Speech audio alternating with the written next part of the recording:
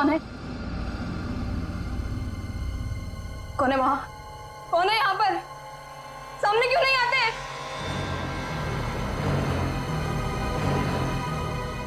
बस बहुत हो गया, बंद करो ये खेल, बंद करो ये खेल।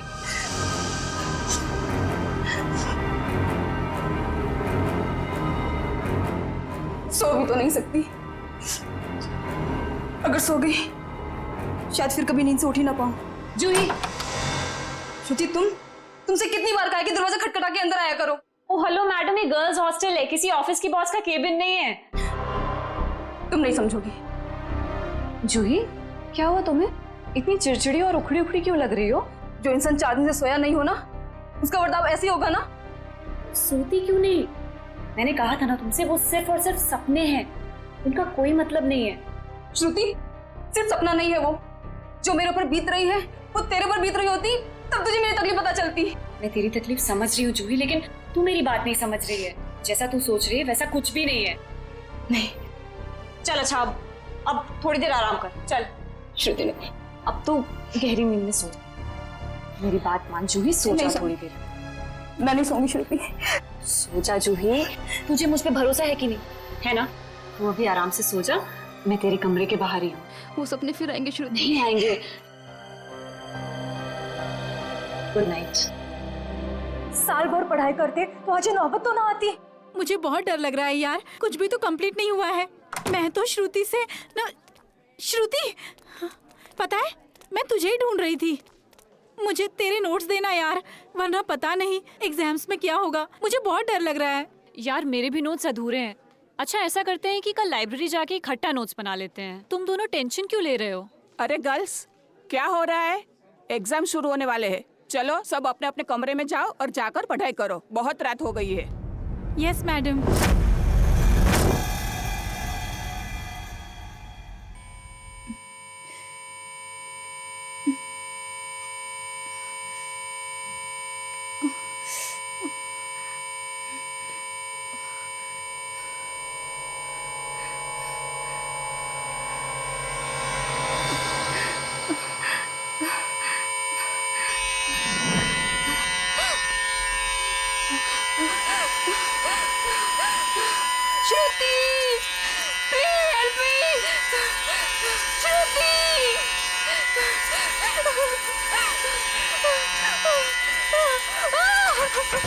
ये दरवाजा क्यों बंद है? श्रुति, ये लाइट क्यों नहीं जल रही है?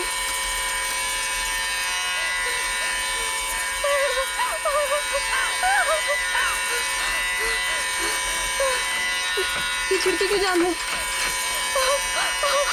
बंद करो ये आवाज, मेरे कान के पट्टे फट जाएंगे।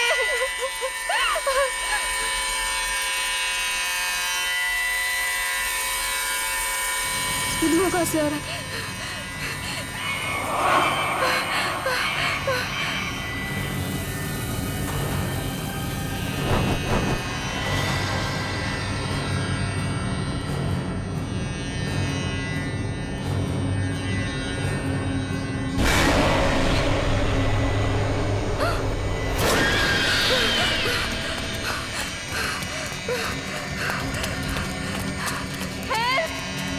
कोई बचाओ मुझे!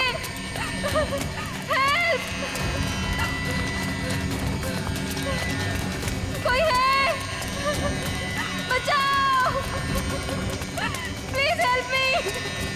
कोई है? कोई बचाओ मुझे! मत मारो मुझे! मत मारो! मत मारो मुझे! मत मारो!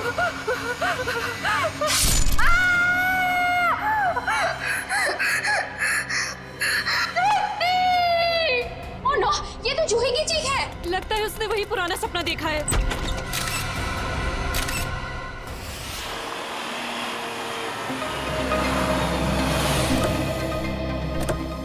आशिया, क्या पता चला? सर, मरने वाली का नाम जूही है। वैसे भोपाल से है, मगर यहाँ MBA की पढ़ाई के लिए आई थी। सर, लगता है जब वो सो रही थी उस वक्त किसी ने चाकू मार के उसका खून कर दिया। श्रेया, जूही का कमरा कहाँ है? सर ऊपर। सर एक और बात, जब उसका खून हुआ उस वक्त उसके कमरे में और कोई भी नहीं। ऐसा कैसे हो सकता है श्रेया? कोई ना कोई तो होना चाहिए। ऐसा जरूरी नहीं है सर, इस तरह की मौतों में कई बार आत्माओं का हाथ होता है। प्लीज, एसीपी सर मुझे पहले ही बता चुके हैं आपकी इन कहानियों के बारे में। बेहतर होगा कि इन मर्डर केसेस के साथ ये आत्माओं की कहानियां ना जोड़ें। प्लीज, समझ गए? यही कमरा है? Yes sir. आइए। एक्सक्यूज मी, प्लीज एक सेकंड, एक्सक्यूज मी।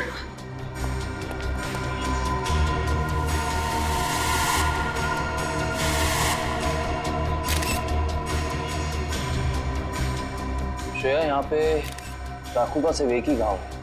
लगता है खूनी ने इतनी जोर से वार किया कि एक ही बार में जूही की मौत हो गई। हाँ सर, हमला भी शायद जूही की नींद में ही हुआ। बेचारी को अपने आप को बचाने का मौका भी नहीं मिला होगा। एक्सक्यूज मी, यहाँ पे सबसे पहले जूही की मौत का पता किसको चला? सर, सबको एक साथ ही पता चला था। हम यहाँ कॉरिडोर में थे, अचानक से जूही के कमरे से चीखने की आवाज आई और अंदर आके देखा तो जूही की जान जा चुकी थी। उस समय कमरे में जूही के साथ और कौन था? सर, उस वक्त जूही के साथ कोई नहीं था। देखिए, आप लोग दोबारा याद करने की कोशिश कीजिए। हो सकता है कोई ऐसा जो उस वक्त भाग निकला हो। सर, भागने का तो सवाल ही नहीं उठता, क्योंकि डोर बाहर से बंद था और वो अंदर से। खूनी भागेगा भी तो कहाँ से भागेगा? एक मिनट, ये दरवाजा बाहर से बंद था, क्यों? सर, कई दिनों से जूही सो नहीं पा रही थी। अचानक नींद से जाग जाती थी और भागकर अपने कमरे से बाहर आ जाती थी। आज भी कुछ ऐसे ही हुआ। वो सो नहीं पा रही थी, मैंने उसको सुलाया और मैं बाहर आ गई और दरवाजा बाहर से बंद कर दिया। लेकिन इसे नींद क्यों नहीं आ रही थी? सर, कई दिनों से उसे डरावने सपने आ रहे थे। उसे ऐसा महसूस हो रहा था कि उसका सपनों में कोई खून करना चाह रहा है, उसकी कोई जान लेना चाह रहा है। हमें क्या पता था कि उसका सच में खून हो जाएगा। डरावने सपने? मैं कह रहा था ना, ये कोई आत्मा का ही चक्कर है।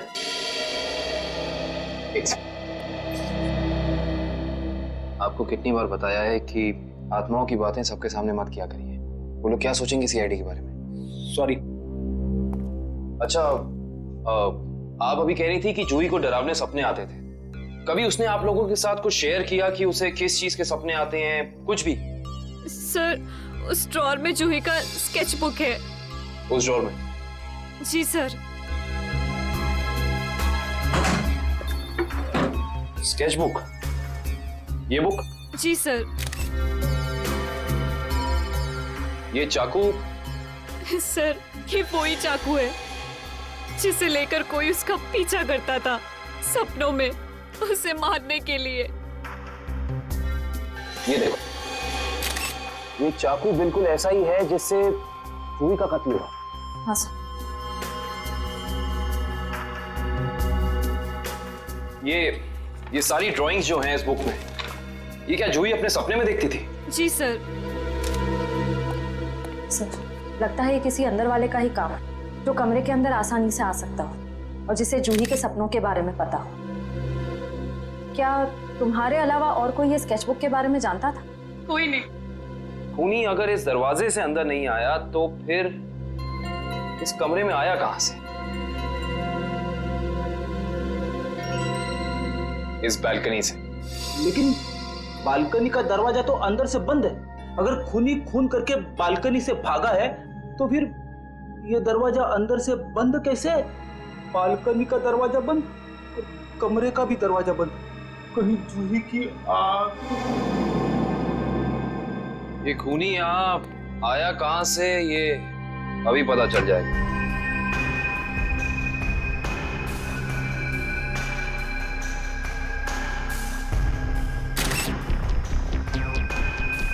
ये देखो, जूते के निशान।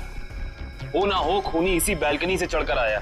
लेकिन बालकनी का दरवाजा तो अंदर से बंद था, तो फिर खूनी यहाँ ऊपर चढ़ के कमरे के अंदर आया कैसे होगा? ये भी पता चल जाएगा फ्रेडी जी। बस एक बार जूही के मौत के कारण पता चल जाए, कुछ तो होगा यहाँ, कोई सबूत कुछ तो होगा।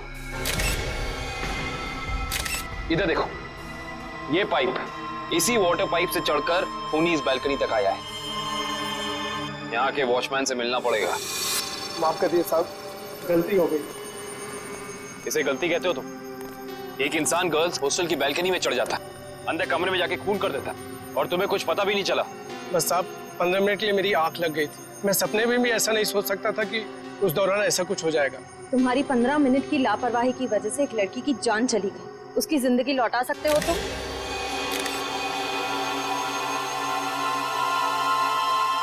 सर ये जूता यहाँ झाड़ियों में पड़ा हुआ था। जूता यहाँ पे? हो ना हो, ये जूता उसी खूनी का है। सर ये तो किसी आदमी का जूता लगता है। यानी बालकनी में जो इंसान चढ़ा था वो कोई आदमी था? सुनो, ये जूते को पहचानते हो? नहीं साहब। दोबारा याद करके बताओ, सही से याद करो। कोई इंसान यहाँ आया था जिसने ये लाल जूता पहना था?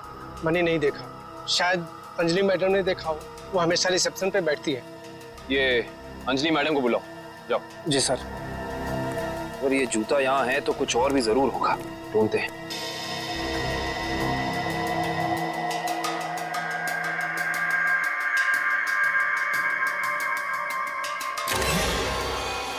इस तरफ ये जूतों के निशान, एक जूते का निशान थोड़ा गाढ़ा है और दूसरे का हल्का। ये वाला गाढ़ा है। इसका तो एक ही मतलब है, ये जूता जिसका भी है वो इंसान लंगड़ा के चल रहा था।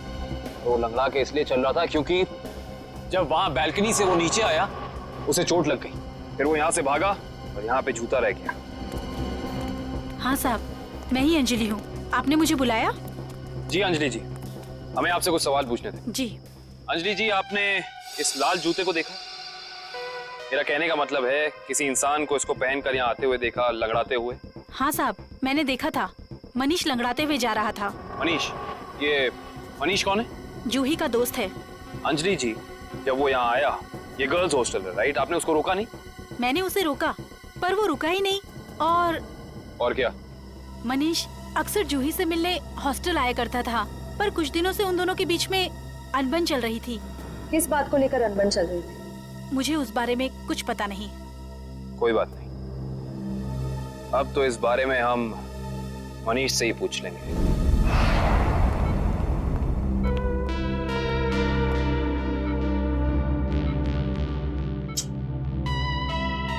मनीष, कैसे हो यार? मैं ठीक हूँ, पर आप लोग कौन हैं? तुम्हारे शुभचिंतक हैं, सीआईडी वाले। सीआईडी? क्या बात है, क्या मेरी जान को किसी से खतरा है क्या? सुना आपने? खुद एक बेचारी लड़की को मार के खटिया पे लेटा पड़ा है और पूछ रहा है कि मेरी जान को कोई खतरा तो नहीं है। ये क्या कह रहे हैं आप? मैंने किसी की जान नहीं ली। मनीष, ये पाँव में चोट कैसे लगी तुम्हें? वो मैं सड़क पार कर रहा था तो एक बाइक वाले ने टक्कर मार दी मुझे। सड़क पार कर रहा था बेचारा, टक्कर मार दी? वैसे ये हादसा हुआ कहाँ? MI रोड पे, जीपीओ के सामने। जीपीओ के सामने? तभी तो। वैसे अगर ऐसा था तो ये लाल रंग का जूता जो तुम्हारा है, हमें पता है जीपीओ के सामने मिलना चाहिए था, पर कमाल की बात देखो, ये जूता हमें स्वर्णिमा गर्ल्स हॉस्टल के बाहर मिला।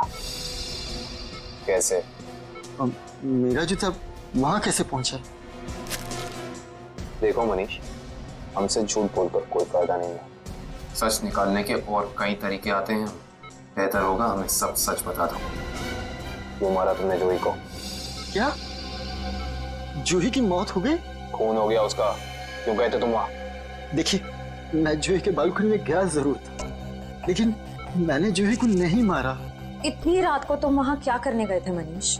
मुझे उससे बात करनी थी।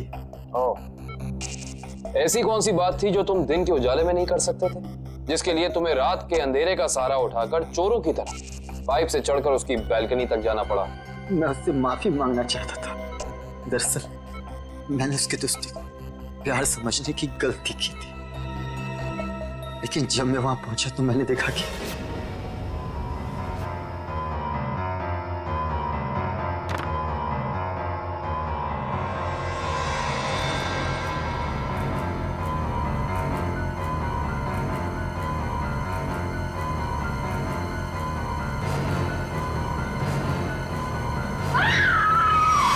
शर्म आनी चाहिए तुम्हें मनीष। उसकी मदद करने की बजाय तुम वहां से भाग गए। यही है तुम्हारा प्यार? अगर किसी ने वहां मुझे देख लिया होता तो इल्जाम तो मुझे पर आता ना। देख तो तुम्हें लिया ही था। अंजलि जी ने तुम्हें रोकने की कोशिश भी की पर तुम रुके नहीं। ये सब छोड़ो, हमें ये बताओ कि जब तुम वहां थे तो उस वक्त कमरे में और कौन था? मैंने वहां किसी को नहीं देखा। हेलो, क्या? एक और कौन? कहां पे?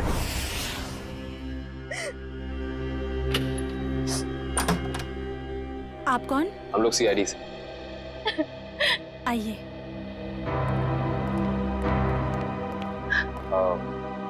आप कल की जी है ना?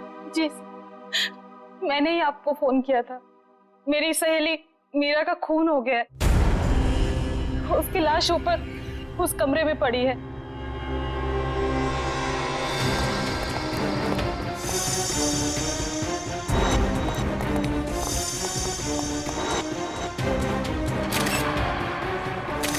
श्रेया, ये चाकू तो बिल्कुल वैसा ही लग रहा है जैसा जूही की मौत में यूज हुआ था। हाँ सर, लगता है किसी सीरियल किलर का काम। सीरियल किलर का भी हो सकता है और किसी ऐसे इंसान का भी जो दोनों जूही और मीरा को जानता है। वो यहाँ आया और उसने मीरा की जान भी इसकी नींद में ले ली। मतलब दो खून हूबहू एक ही तरीके से। सर, हाँ, लाश की हालत को देखकर लगता है कि इसकी मौत को 3-4 घंटे हो चुके हैं। 3-4 घंटे? लेकिन श्रेया, जूही की मौत को भी तो 3-4 घंटे ही हुए हैं। एक खूनी एक ही वक्त पे दो जगह पे कैसे हो सकता है? मैं तो कह रहा हूँ जरूर ये किसी आत्मा का ही चक्कर है। रेडी प्लीज, ये किसी आत्मा का चक्कर नहीं है। ये उस खूनी के किसी साथी या रिश्तेदार का चक्कर भी हो सकता है। लगता है इस जुर्म में एक से ज्यादा लोग शामिल हैं। लेकिन कैसे? कैसे हो सकता है? इस कमरे की सारी खिड़कियां, सारे दरवाजे अंदर से बंद हैं। और यहाँ पे कोई बालकनी भी नहीं है उस हॉस्टल की तरफ। तो फिर वो खूनी इस कमरे में आया कैसे? इस कमरे की तलाशी लो, कोई ना कोई सुराग जरूर मिलेगा। श्रेया, इसकी फोटो एल्बम और फोन डायरीज चेक करो। हो सकता है जूही और मीरा के बीच में कोई ना कोई कनेक्शन मिल जाए हमें। सर, रेडी, एम्बुलेंस को फोन करो बॉडी ले जाने के लिए। मुझे नीचे इसकी दोस्त से कुछ सवाल पूछने हैं।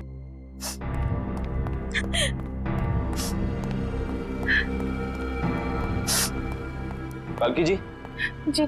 आपको मीरा की मौत के बारे में कब पता चला? रात को मैं काफी देर से ऑफिस से लौटी तो मैं इस कॉरिडोर से गुजर रही थी कि तभी मुझे मीरा के चीखने की आवाज सुनाई दी। मैं दौड़ती हुई उसके दरवाजे तक आई। मीरा का दरवाजा खटखटाया पर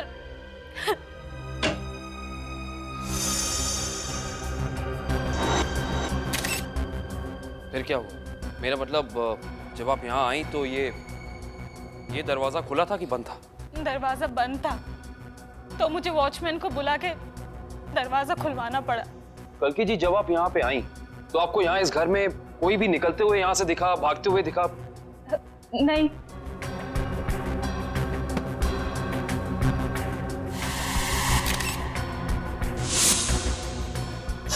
काल्की जी, आपकी दोस्त मीरा काम क्या करती? बैंक की एरिया मैनेजर थी वो, और 2 साल पहले उसका तबादला हमारे शहर में हुआ था। तबादला? हाँ श्रेया, क्या पता चला? सर, मरने वाली का नाम जूही है। वैसे भोपाल से है मगर यहाँ MBA की पढ़ाई के लिए आई थी। क्या ये तबादला भोपाल से यहाँ हुआ? जोधपुर से। पर क्यों सर?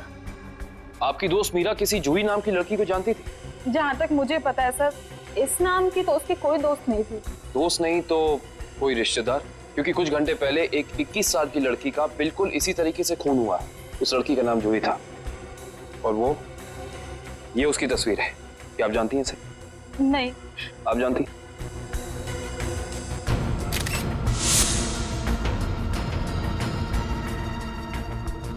ये क्या हो रहा है हमारे शहर में?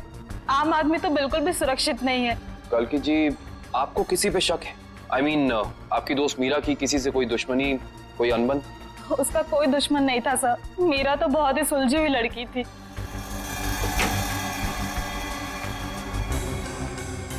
अच्छा, ये तस्वीर देखिए। इस आदमी का नाम मनीष है।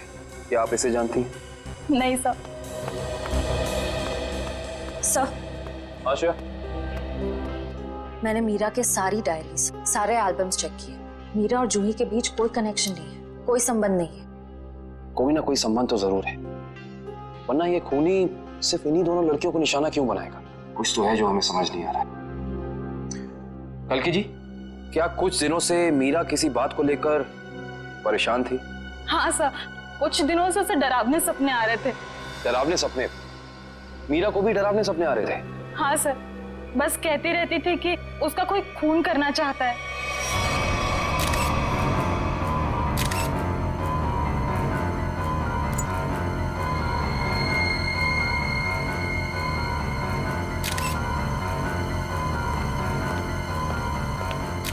ये कैसे हो सकता है सर? जूही और मीरा को ठीक एक तरीके के सपने कैसे आ सकते हैं? सर, खूनी के अंदर आने का रास्ता तो नहीं मिला है, लेकिन ये स्क्रू मिला है मीरा के बेड के नीचे से। एक काम करिए, वॉचमैन से पूछताछ कीजिए, देखिए क्या पता चलता है मीरा के बारे में। तब तक इस स्क्रू की गुत्थी को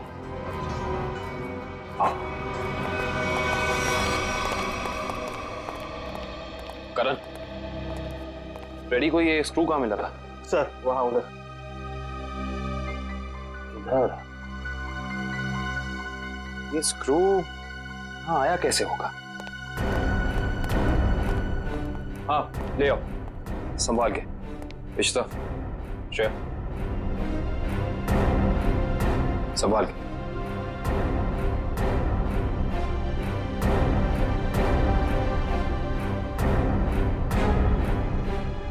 रिश्ता,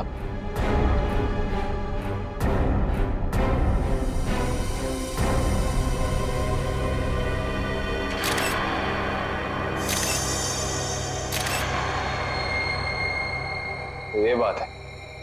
क्या हो सर? ये देख रही हो सीलिंग फैन? अब ये सीलिंग फैन इस स्क्रू की गुत्थी को सुलझाएगा। करण, समझ गया सर।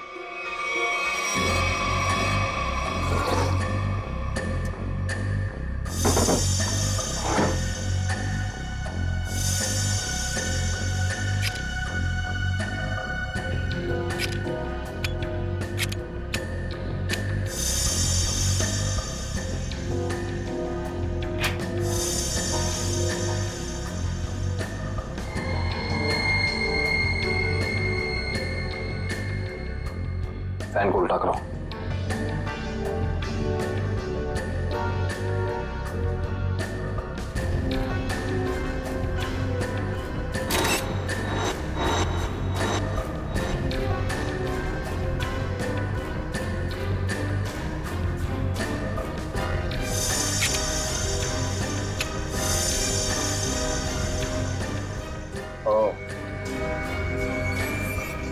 सर यानी ये स्क्रू इस फैन का है? हाँ श्रेया, किसी ने इस फैन के साथ छेड़खानी की है, अभी पता चल जाएगा।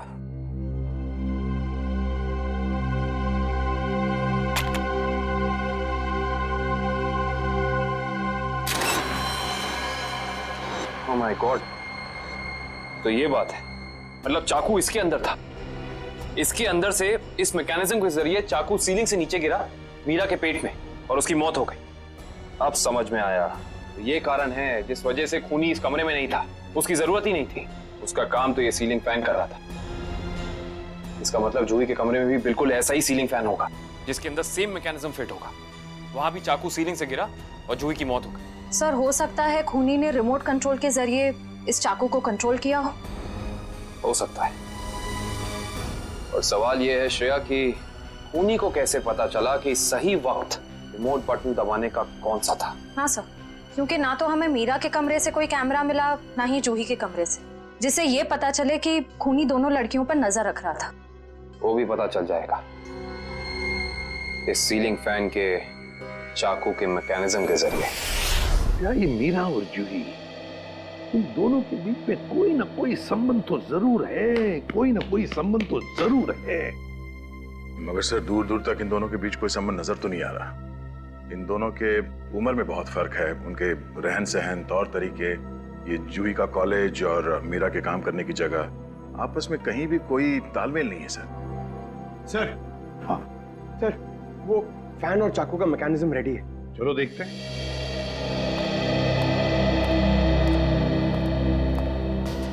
पंकज, रिमोट ऑन करो।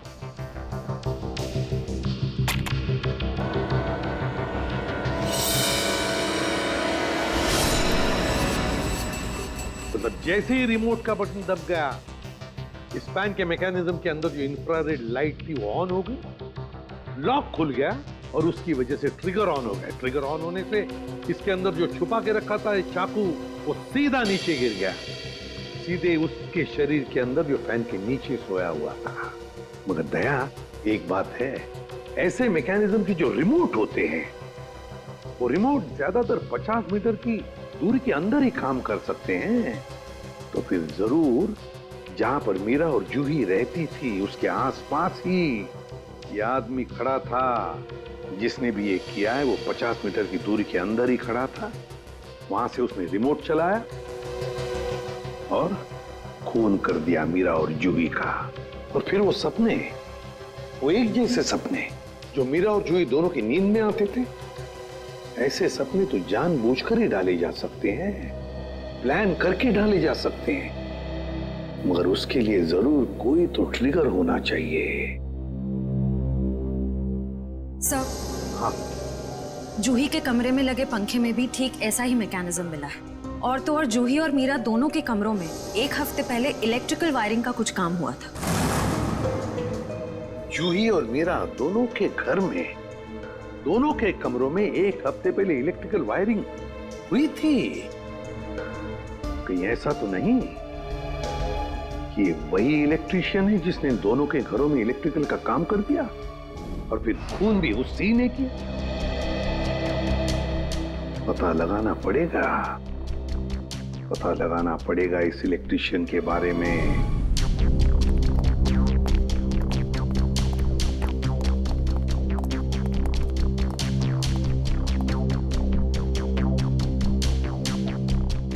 ना ही मीरा के मोबाइल पे कोई अलार्म था और ना ही जूही के मोबाइल। फिर दोनों को एक ही वक्त एक जैसे सपने कैसे आ सकते हैं? इसका मतलब सपने ट्रिगर करने वाला मैकेनिज्म यहीं कहीं है। सर, ये देखिए, इस पे अलार्म है, लेकिन सुबह 6 बजे का। 6 बजे का? पर मीरा की मौत तो 3 बजे हुई थी, तो सपने शुरू करने का ट्रिगर लगभग 1 या 1.5 के बीच का होना चाहिए। यह भी तो हो सकता है कि किसी ने मीरा को सम्मोहित कर दिया। ऐसा नहीं हो सकता फ्रेडी, क्योंकि अगर ऐसा होता तो मीरा के दिन भर का हाव भाव, चाल चलन सब प्रभावित होता। पर ऐसा नहीं हुआ। नहीं, कुछ है यहाँ जो हम अभी तक देख नहीं पा रहे। ढूंढो, यही है।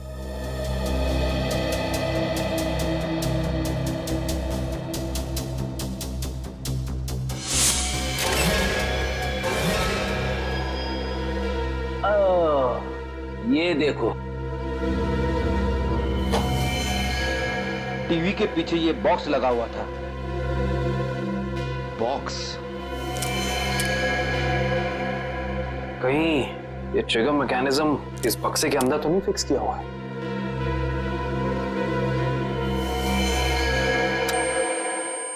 अरे अरे, अलार्म बंद करो, ये आवाज मेरे कान के पर्दे फट रही है। सर, कौन सी आवाज? यहाँ कोई अलार्म नहीं बज रहा है। अरे इतने जोर से बज रहा है, सुनाई नहीं दे रहा है। बंद करो। हाँ, बज तो रहा है, लेकिन बहुत धीमी आवाज में। बंद करो, बंद करो। बंद हो। Thank you. इतना भद्दा अलार्म मैंने जिंदगी में नहीं सुना। सोने वाला उठेगा नहीं, हार्ट अटैक से सीधे ऊपर चला जाएगा। मगर सर, अलार्म की आवाज सिर्फ आपको कैसे सुनाई दी? हो सकता है श्रेया, क्योंकि ये लो फ्रीक्वेंसी अलार्म है। श्रेया, ये सिर्फ उन लोगों को सुनाई देता है जिनकी साउंड टॉलरेंस और सुनने की शक्ति इसकी ध्वनि से मेल खाती हो। यानी फ्रेडी सर की तरह जूही और मीरा भी इस अलार्म की आवाज को सुन सकती थी। वो ये बात नहीं जानता था। उसने इस ध्वनि का इस्तेमाल सिर्फ उनके दिमाग को कंडीशन करने के लिए किया, ट्यून करने के लिए, ताकि उन्हें वो डरावने सपने दिखा सके। लेकिन डरावने सपनों का कोई संबंध ही नहीं था इस मौत से। अगर वो चाहता तो बिना सपनों के भी मार सकता था उन्हें। मार सकता था, पर शायद वो ऐसा चाहता नहीं था। खूनी अपने शिकार के साथ खेलना चाहता था, तड़पाना चाहता था, फिर उनकी नींद में उन्हें एक गहरी मौत देना चाहता था। इंटरेस्टिंग। करण, कल की को बुला के लाइए। को ये देखो।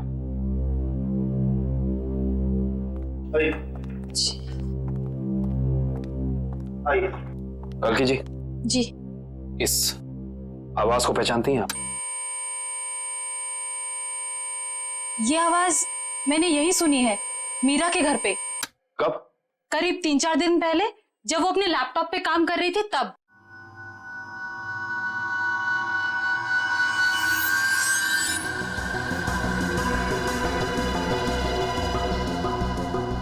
आपको मीरा के लैपटॉप का पासवर्ड पता है? नहीं सर। हमें कंप्यूटर एक्सपर्ट से इसका पासवर्ड ब्रेक कराना होगा, लेकिन मुझे लगता है कि हमारे सारे सवालों के जवाब इसी लैपटॉप के अंदर है, इसके अंदर।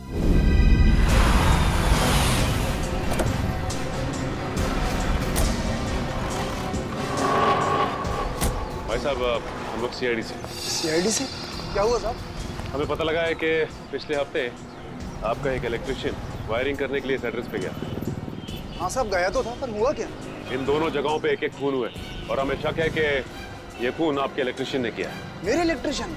हाँ, और वो भी पंखे में चाकू फिट करके। अरे बाप रे, पंखे में चाकू? जी हाँ, और आप ये बताइए कि इन दोनों जगहों पे आपका कौन सा इलेक्ट्रिशियन गया था? मंगेश गया था सर, पर आज वो आया नहीं। इस मंगेश का एड्रेस तो है ना तुम्हारे पास? हाँ, मंगेश का एड्रेस लेके ना। सर, वो लैपटॉप का और ईमेल का पासवर्ड खुल गया।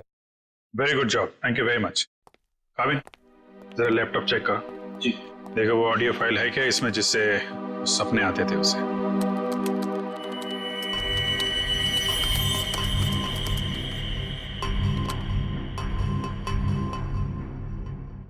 सर, इस कंप्यूटर में कोई ऑडियो फाइल नहीं है। हाँ, लेकिन मीरा के ईमेल अकाउंट में एक वीडियो फाइल दिख रही है। Video file? खोलो खोलो इसे जरा।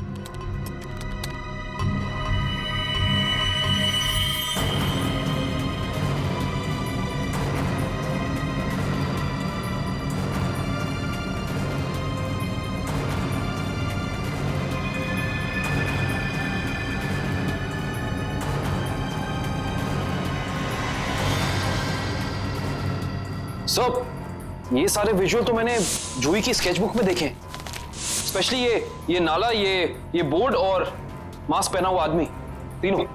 इसका मतलब खूनी ने जूही और मीरा दोनों को चेतावनी भेजी थी। उन लोगों को हमारे पास आना चाहिए था मदद मांगने। जरा ये फाइल फिर से चलाना।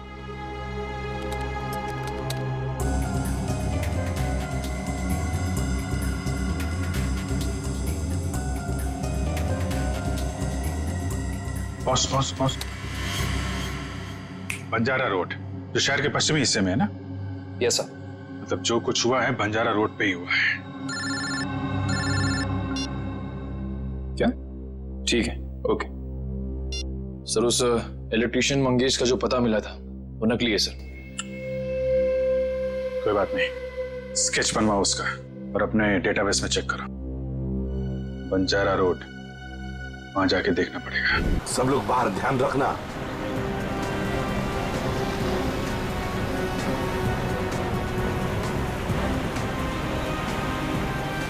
आराम से पंकज, आराम से।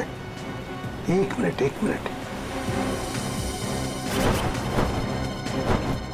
यह है ना एक सूखा नाला है और वो रहा पेड़। सूखा नाला और उसमें वो पेड़। जरा आगे चलकर देखते हैं।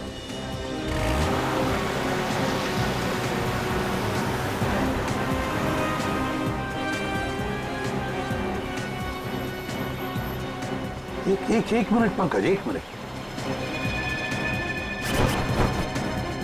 बंजारा रोड मतलब हम सही रास्ते पे हैं।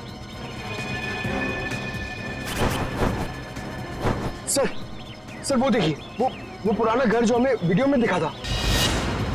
चलो आगे देखते हैं। अगर खूनी इस जगह का वीडियो बना के मीरा और जूही को भेज क्यों रहा था? शायद उन दोनों को अपने अतीत का याद दिलाने के लिए। मगर सर, मैंने पता किया सर, इस बंजारा रोड पे आज तक एक क्राइम नहीं हुआ है। यहाँ तक कि पुलिस ने एक चालान तक नहीं काटा है। सर, वो रही बिल्डिंग। हाँ, वो क्या, रॉयल मून होटल। ले लो अंदर।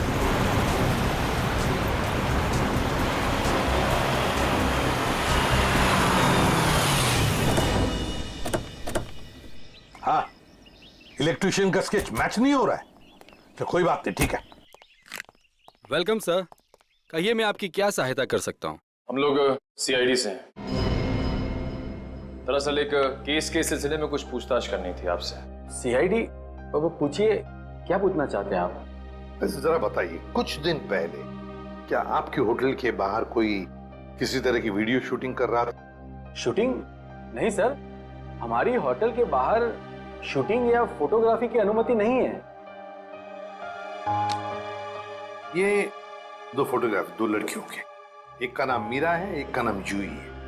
क्या ये लड़कियां आपके यहाँ कभी ठहरी थी, कभी आई थी? सर, हमारे यहाँ रोज बहुत सारे कस्टमर आते हैं, ये बता पाना थोड़ा मुश्किल है।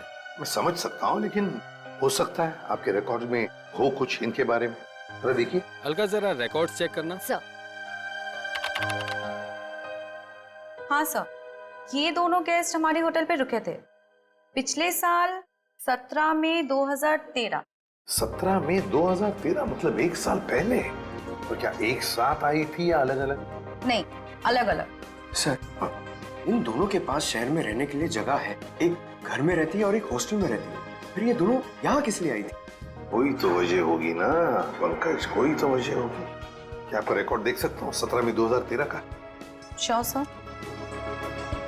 17 मई 2013, काफी सारी लड़कियां आई थी उस दिन आपके होटल में।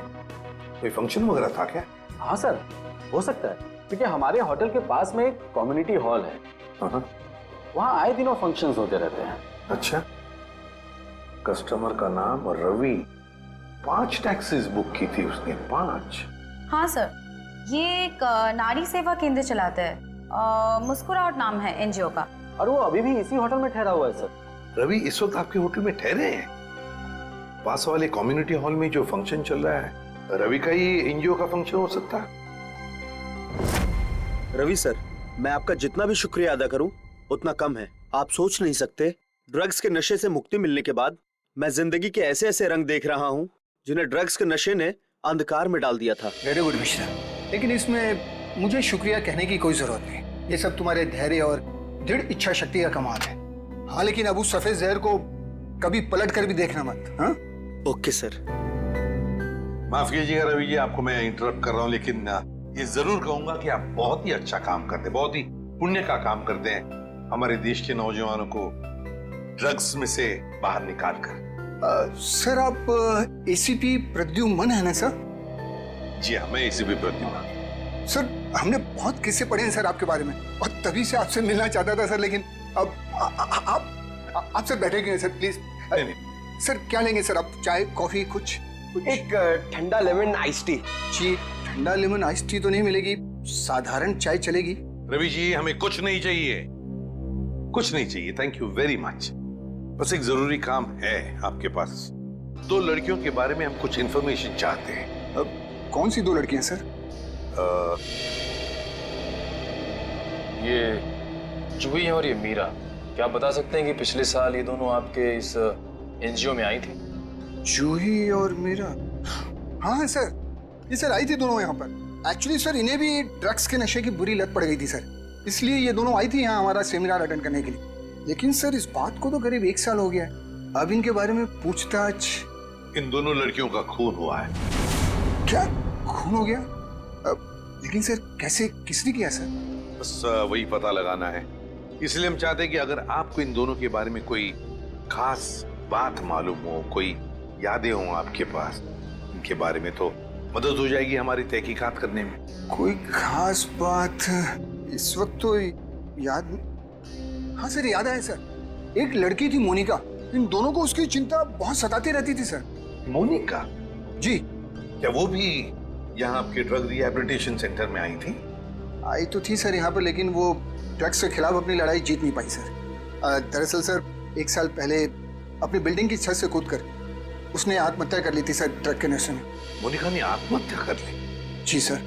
उसका पता तो होगा ना आपके पास? जी सर, मोनिका का एक ही सगा भाई है, अमित। मोनिका की मौत के बाद सारी प्रॉपर्टी, सारी जायदाद उसी के नाम हो गई। तो क्या मोनिका के भाई ने प्रॉपर्टी के लिए अपनी बहन का खून किया? ये भी तो हो सकता है कि मोनिका ने आत्महत्या की हो। मैंने कहा ना, काम हो जाएगा। जी कहिए। आपका नाम अमित है? जी हाँ, मगर आप लोग? सीआईडी, मोनिका के बारे में कुछ सवाल करने थे आपसे। ओह, 1 साल हो गए मेरी बहन को मरे, लेकिन अब भी कोई ना कोई आकर मेरे पुराने जख्म को रहता रहता है। पूछिए, क्या पूछना है आपको? देखिए अमित जी, हम आपका दुख समझ सकते हैं, मगर क्या करें, दो खून हुए, इसलिए आपकी बहन के बारे में कुछ सवाल करने आए हम लोग। दो खून? मगर किसके? जूही और मीरा का। ये दोनों आपकी बहन मोनिका के दोस्त थे ना? हाँ, बदकिस्मती से ये मेरी बहन के दोस्त थे। बदकिस्मती से? क्यों? वैसे तो मीरा और जूही तुम्हारी बहन की बहुत फिक्र करते थे। अगर सच में उन्हें मेरी बहन की फिक्र होती तो वो फिर से उसे ड्रग्स की खाई में ना धकेलते। क्या वो दोनों फिर से मोनिका को ड्रग्स की लत लगाना चाहते थे? हालांकि वो दोनों खुद ड्रग्स से छुटकारा पाना चाहते थे।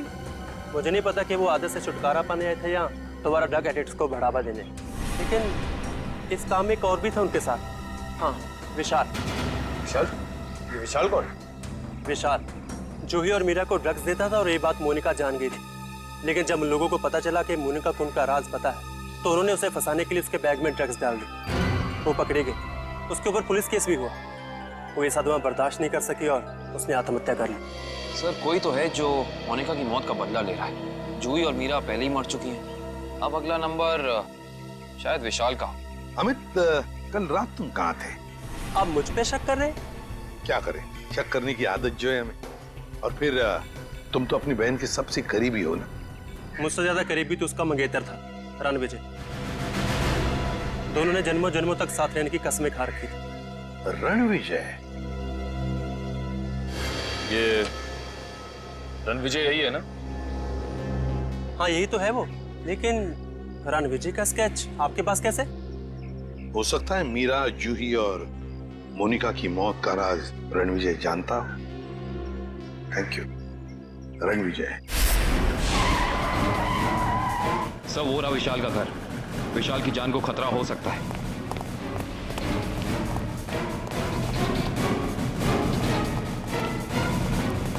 सर, लगता है रणविजय पहले ही पहुंच चुका है।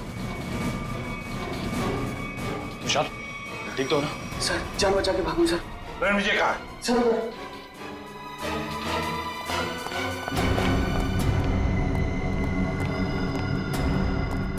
यहाँ तो कोई भी नहीं है। सर, शायद यहाँ से भागा होगा। रणविजय! कोई मत हिलना, इसको मारूंगा नहीं तो। छोड़ दो उसे, छोड़ दो।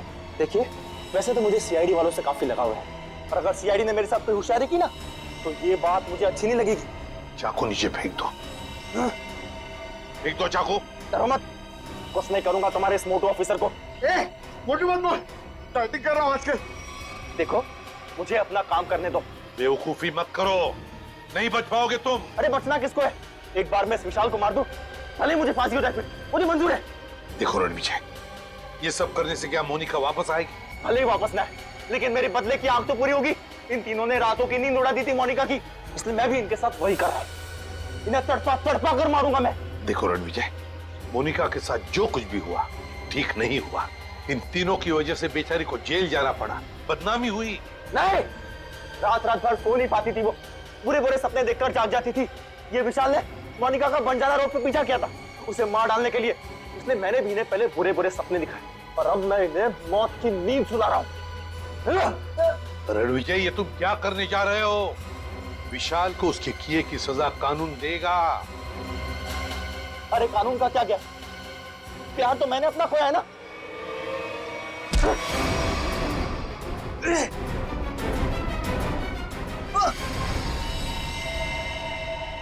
रणविजय, विशाल को तो उसके किए की सजा मिलेगी ही मिलेगी, मगर तुमने बदले की आग में दो खून किए, दो। तुम्हें तो शायद फांसी ही होगी, फांसी।